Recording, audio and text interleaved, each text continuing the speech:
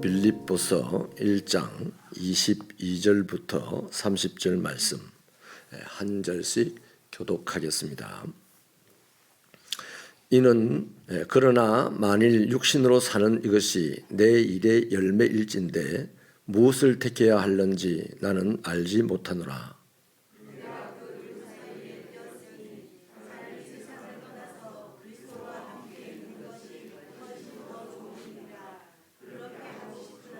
내가 육신으로 있는 것이 너희를 위하여 더 유익하리라.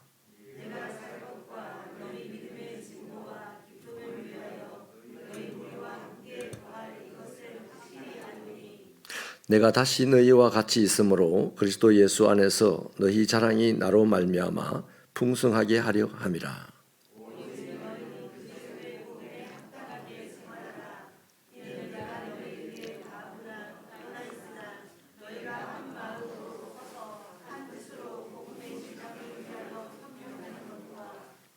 무슨 일이든지 대적하는 자들 때문에 두려워하지 아니하는 이 일을 듣고자 함이라. 이것이 그들에게는 멸망의 증거요 너희에게는 구원의 증거니 이는 하나님께로부터 난 것이라.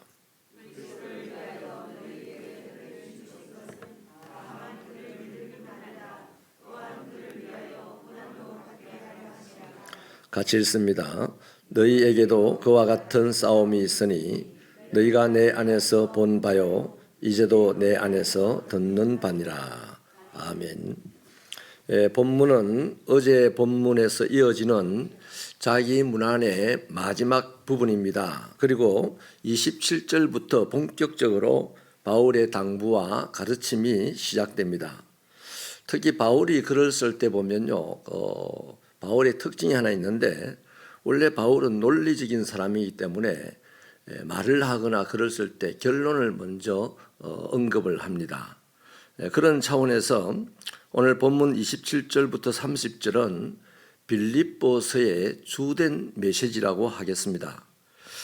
바울은요, 자신이 죽어서 그리스도와 함께 있는 것이 더 좋겠다 이렇게 고백을 하지만은 자기가 죽지 아니할 것을 자기가 죽지 않는 것이 빌립보 성도들에게는 더 유익할 것이다. 그런데 이게 참 어느 것을 택해야 될지 모르겠다 하는 표현을 합니다. 그러니까요, 바울은 자기 개인적으로는 죽어서 주님과 같이 있고 싶고 또 교회로 봐서는 살아서 교회를 가르쳐서 유익이 되고 싶은, 즉 개인의 유익과 교회의 유익 사이에 끼어 있는 자신을 지금 언급을 하고 있는 거죠. 그러나 어떤 결과가 나오든지 죽어서 주님 곁에 있든지 또 살아서 빌립보 교회에 유익을 끼치든지 어떤 결과가 나오든지 간에 자기는 다 좋다 이렇게 말합니다. 사실 바울은 자기가 살 것을 확신하고 있습니다.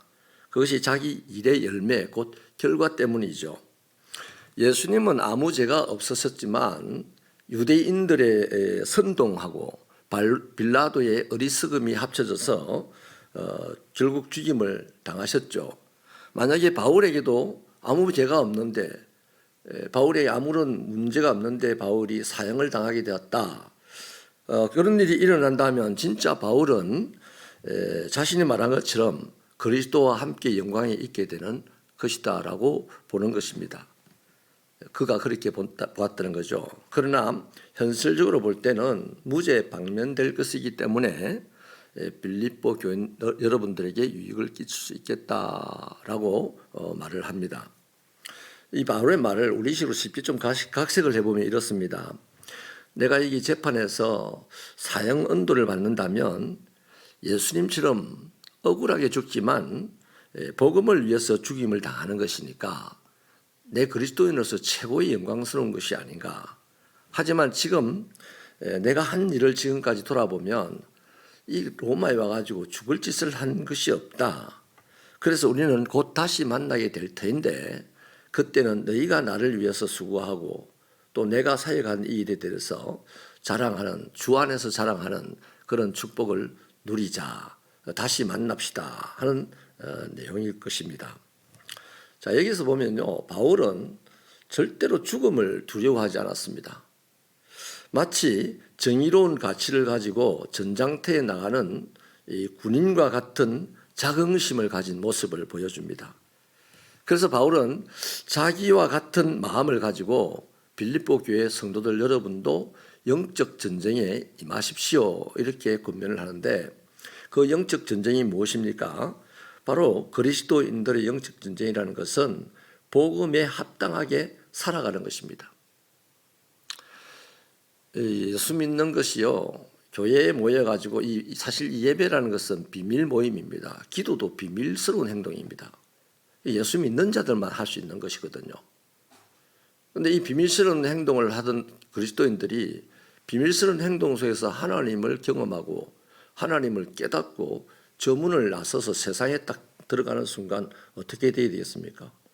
내가 경험한 하나님, 내가 깨달은 하나님, 그 힘으로 세상을 살아내는 것이 복음에 합당한 삶입니다. 아멘이십니까? 근데 이게 참 우리는 훈련이 많이 안 됐어요. 그래서 교회 안에서의 생활하고 세상의 생활이 아주 2차원적으로 분리가 되어 있는 경향이 있습니다. 여러분, 27절과 28절에 보면요, 복음에 합당한 생활이 무엇인지를 분명하게 밝혀주는데, 하나는 복음의 신앙을 위하여 협력하는 것, 다시 말하면 교회에 모인 사람들이 하나 되는 것입니다.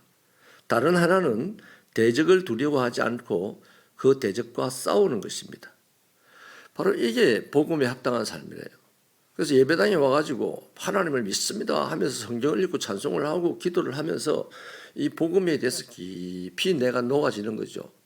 그 사람이 세상에 나가서 이제 그 복음에 알맞는 삶을 사는데, 그게 뭐냐 하면 믿는 자들이 하나 되는 것, 서로 협력하는 것이고, 다른 하나는 그 힘으로 이 세상의 악한 영들, 세상의 어둠의 색들과 싸우는 것이거든요.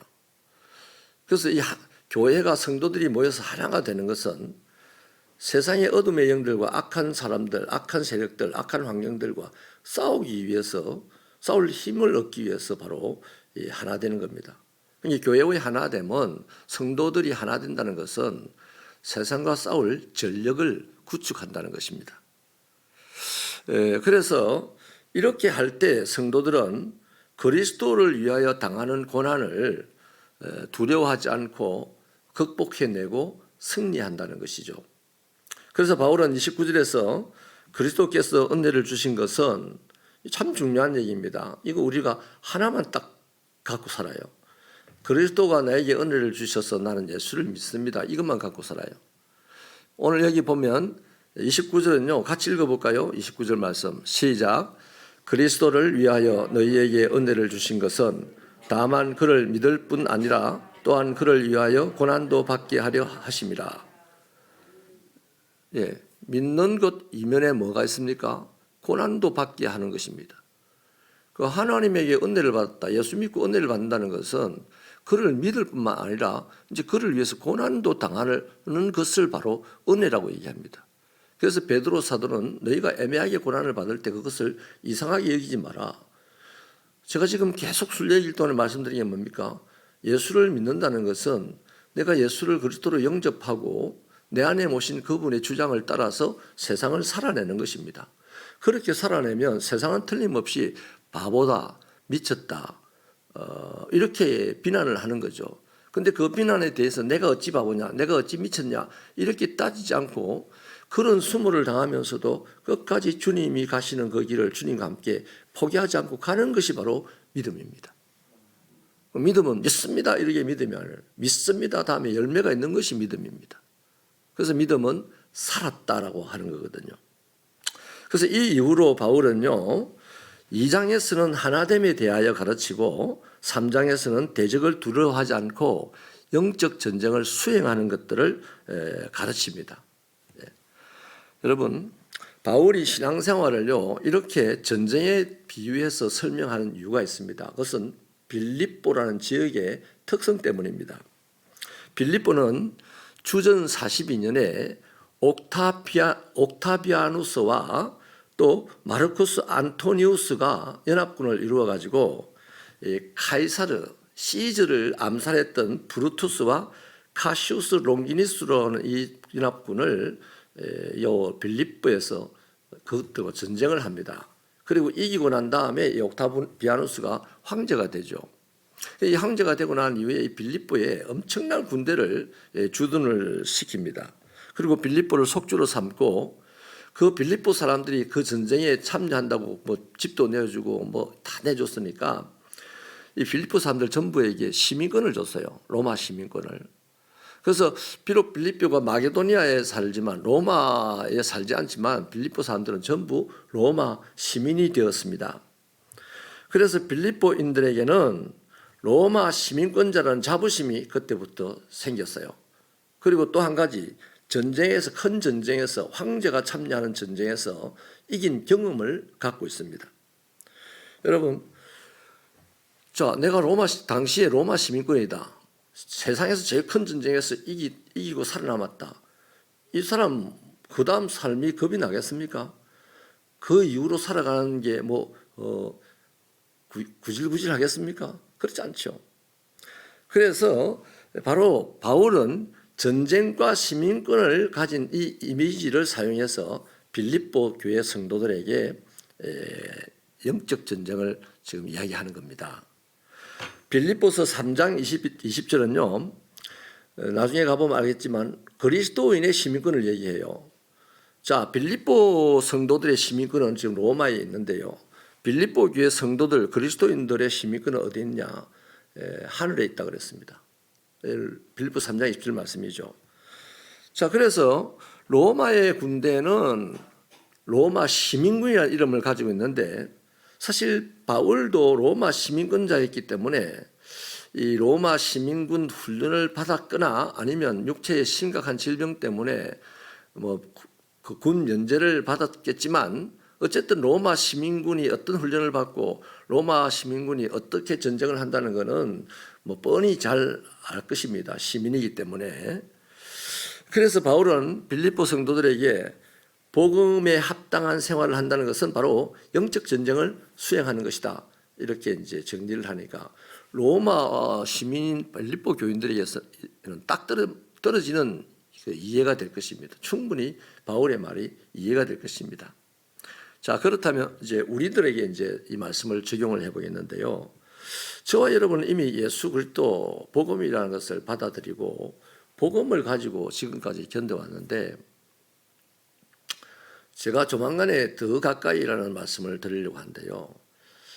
지금 이 사순절기는 무사하면서 우리 다 하나님 믿는다고 하나님께로 온 사람들입니다. 하나님께로 다 돌아온 사람들이에요. 그런데 여러분 멀찍이 있어요. 베드로처럼. 그 멀찍이 있으니까 세상도 봐지고 하나님도 봐지고. 하나님은 더 가까이 오래요 지금. 어디까지 가까이 오냐면 눈에다 붙여놓으래요.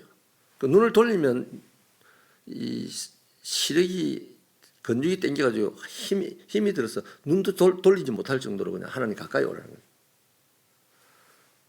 말에게 최고의 경주만은 항상 안대를 하고 있잖아요. 안대. 옆을 못 보는 안대. 앞만 보고 달리라고. 하나님은 지금 이 시대에 저 세상 사람들 보고는 돌아오라고 하겠지만 그리스도인들 보고 돌아오라는 말씀을 계속해서 여기다 적어서 들려준다는 것은 더 가까이 와라. 더 가까이 와라 이겁니다. 난로가 겨울에 있을 때요. 영하 20도라도 난로가 있는 것을 다 알아요. 근데 난로 가까이 가는 사람은 안 얼어 죽고 난로가 있음을 알면서도 난로 곁에서 100m 정도 떨어져 있는 사람은 다 얼어 죽는 거죠. 마찬가지입니다. 하나님의 백성들이 하나님 가까이 안 있으면 세상에 휘둘려서 다 날아갑니다. 그러나 하나님 그럴 때일수록 하나님 가까이 가면 하나님의 평안을 누리게 될 줄로 믿습니다. 그래서 저와 여러분이 복음의 사람이기 때문에 그리스도인이기 때문에 복음에 합당하게 살아야 되는데 솔직히 복음에 합당하게 산다는 것, 다시 말해서 세상에서 그리스도인답게 살아간다는 것은 혼자서는 못 살아내요. 우리를 공동체로 묶어놓은 것은 바로 그 점 때문입니다. 우리 각자에게는 혼자서 매일같이 싸워야 할 일들이 세상에서 엄청나게 일어나거든요. 그런데 혼자서 싸워낼 힘은 없어요. 그래서 반드시 공동체가 서로를 격려하고 서로를 위해서 기도하고 서로 교제할 때 이게 필요한 건데요. 이렇게 될 때 마치 군대가 딱 하나 돼서 일사불란하게 적들을 향해서 나아갈 때 두려워하지 않고 싸울 수 있듯이요. 싸움은 두려워하지 않는 자가 이기는 거 아니겠어요? 두려워하지 않고 싸울 수 있듯이 교회도 세상과 싸워야 합니다. 복음의 사람이기 때문에. 세상에 어둠에 설들고 싸워야 되는데 두려워요. 그 두려워하지 않기 위해서 뭐가 필요하다? 하나됨이 필요하다는 겁니다. 하나됨은 서로 교제하고 서로 중보하고 서로 격려하는 이것들이 바로 하나됨이죠. 그 예배당에 모여가지고 일주일에 한 번 만나가지고 내를 조금 기분 나쁘게 했다고 막 팍팍 밀어내고 눈에 상심지를 키고 이런 거는요, 복음이 없는 사람이라서 그래요. 복음은 있지만 복음 가까이 있지 않아서 그래요. 복음이 가까이 있으면 내가 상심지를 켜고 싶을 때 복음이 나를 망치로 때리듯이 때릴 겁니다. 그래서 상심지를 못 켜겠죠. 켜고 싶어도. 여러분, 이런 능력을 소유한 우리 새벽교회로 성장하기를 축원합니다. 우리 한국 교회들이요 1200만 명이 모인다고 했을 때 이런 능력으로 충만했다면 뭐가 문제가 있습니까? 아니 300명만 있어도요 이런 하나됨의 능력만 있다면요 세상을 능히 이기고도 남을 줄로 믿습니다.